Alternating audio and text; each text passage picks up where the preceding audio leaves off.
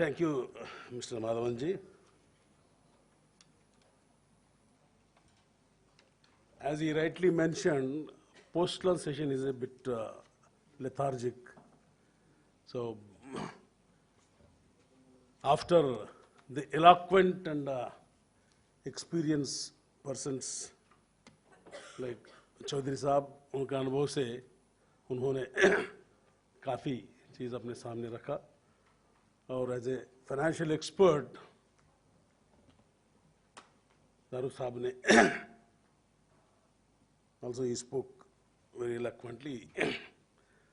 My problem is that he asked me to speak about the private member's role in the house.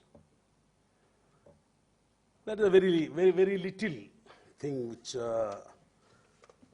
one can understand. But primarily, I would like to mention the basic subject, strengthening the state legislatures. Unfortunately or fortunately,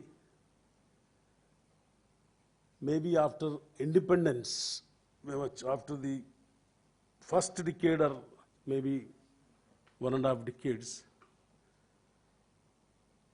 the legislatures of various states functioned at least more better than what we have today.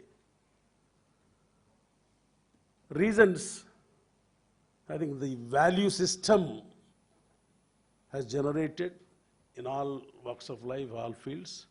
So similarly that affected even to the legislatures. Men will not drop from sky, from everybody comes from the same society.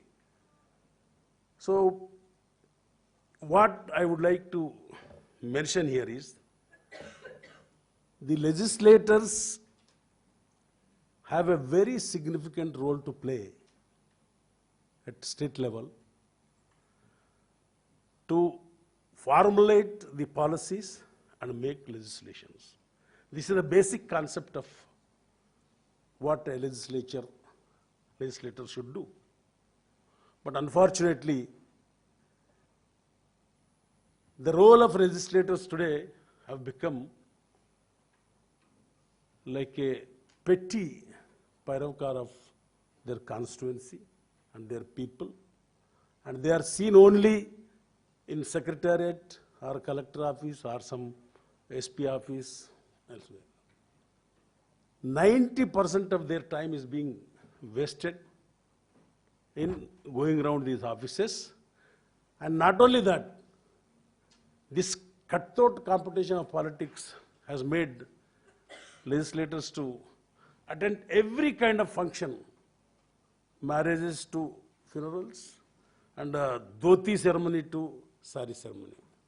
It's very unfortunate. I'm not blaming them, but the system is really so much degenerated, and they are the victims of this. I'm not trying to justify even that when I call them as victims. Legislator has to do so many things, as Darab Saab mentioned rightly, that the central government's job is only to distribute or allow the states to mobilize their resources. Every pie expenditure has to be done except to 4 or 5 departments like defense and some other departments. Every department, every work has to be done, carried out by the state governments. So the states have become so weak in process. They are depending mostly, of course, mobilization part of it, they are being allowed. But even then, they are depending on the mercy of the central government to ask for their share of taxes collected by them. It is the states which collects. But when it comes to distribution, we will have to beg. The central government, of course, now some kind of reforms are coming. That is really helpful to the states. But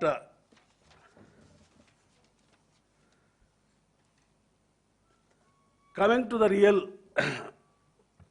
task of the state legislatures, why it is being, they are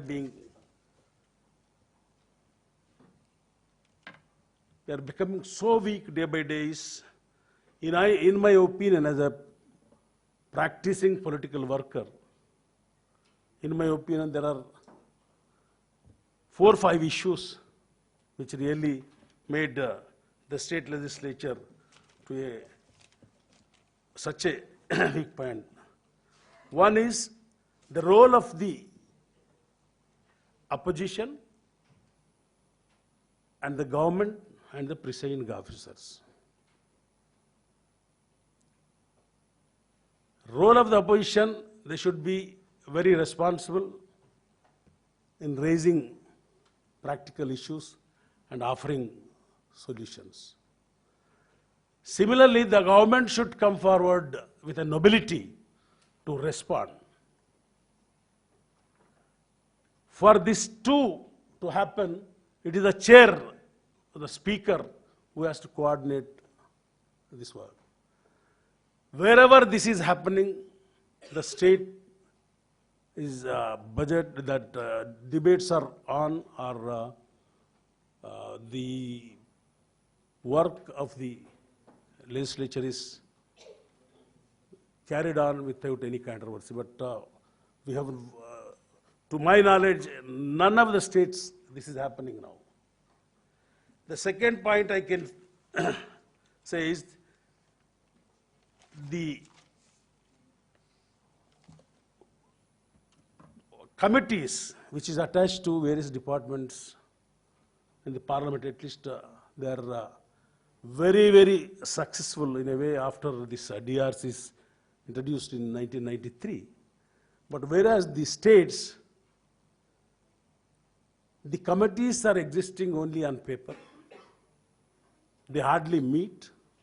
Even whenever they meet, the attendance is almost less than the quorum. But in spite of that, some meetings will carry on. The committee system is very weak in state governments. Unless until the committees system is strengthened, it is very difficult for any state legislature to get some help from these committees. Therefore, in my opinion, like DRCs, every state should get the departmentally related these committees. It should become mandatory. I don't know how it can come. Central government should mandate, or who should mandate, but the committee system, unless it is strengthened, the burden of the legislature debates are lessened. So therefore, I request our friends to consider this point, and wherever they can report it. And third, and which is very, very important in my knowledge, I worked only on that more. Speakers have already mentioned about this so-called anti-defection law. After the 52nd Amendment, the 10th schedule is added to the Constitution of India, in which they made such a loose ends in that law. It will not withstand any kind of scrutiny. And in fact, that 52nd Amendment made that anti-defection law a mockery. And I don't know how the representatives of that period accepted that law at all. It is so contradictory in terms. As he rightly mentioned that two, three cases, which one case says, one case says that speaker has the, speaker is supreme. And the other case, judgment says that the speaker's decision is stand for scrutiny or review. So with this anti-defection, this kind of anti-defection law, one can never stop any defections, and that is the biggest problem. Is it is a vicious circle that is affecting the functioning and the political system in our country. So therefore, I want all of you, at least PRS, they have done a lot of surveys and everything, that the sitting days of legislature, hardly, and on average, your paper only carried that hardly state governments has only 30 days and on average, whereas 69 days the parliament sits. Parliament sits 69 days because they have 3 mandatory sessions. So similarly, the state legislature also should get that kind of mandatory sessions. Otherwise, no government would like to extend the sitting days in any state. So therefore, I want this point to be considered very seriously, because the highest sitting days in the state is 48 days, that is Kerala, because of various different political culture there. And the least days are only 12 days Haryana state had the decision. So with this kind of attitude, how can the state legislature can be strengthened? It should be made mandatory so that they can compulsorily sit for so many days to transact the business of the House.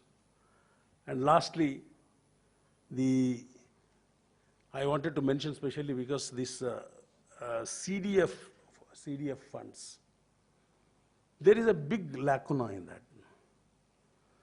See, the entire funds are controlled by the particular member. So though I am getting that benefit, I am not opposing. Concept is great.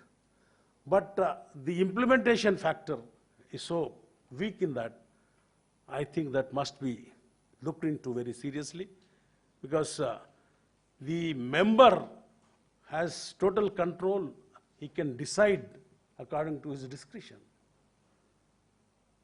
There is no, see, a budget is voted for the state, or a grant is discussed, but whereas this CDP fund is never discussed anywhere except the member who has a right to sanction it.